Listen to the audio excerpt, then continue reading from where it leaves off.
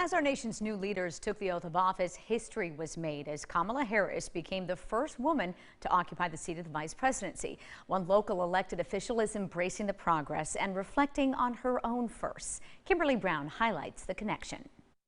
She is fully prepared for this. The seat changes, some of the people change, but the mechanics of being successful that have gotten her to this point do not change. As South Carolina State Representative Chandra Dillard anticipates how the first woman will operate in one of the nation's highest offices, she reflects on many of her own firsts. When I was elected to Greenville City Council, I joined the first female majority council that this city had ever seen. They helped negotiate and lay the groundwork for the baseball stadium in downtown Greenville. Now serving her constituents in Columbia, Dillard is keenly aware of some of the hurdles being the first in a political office brings. She reflects on her experiences as chair of the Agricultural Subcommittee. First woman, first black.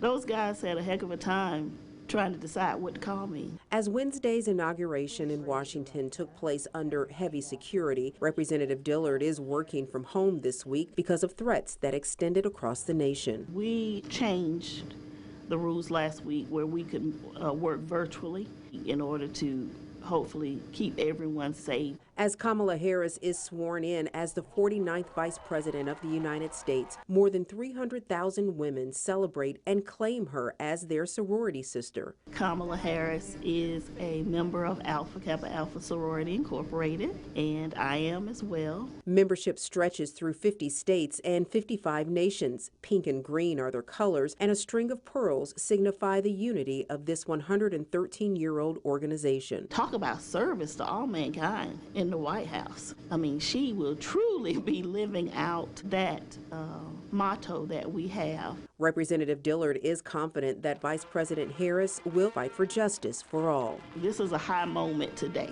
but you know, there are going to be some other moments where we still have to beat down the door, make the point, bring people along, because we're all not getting there at the same time. Kimberly Brown, 7 News.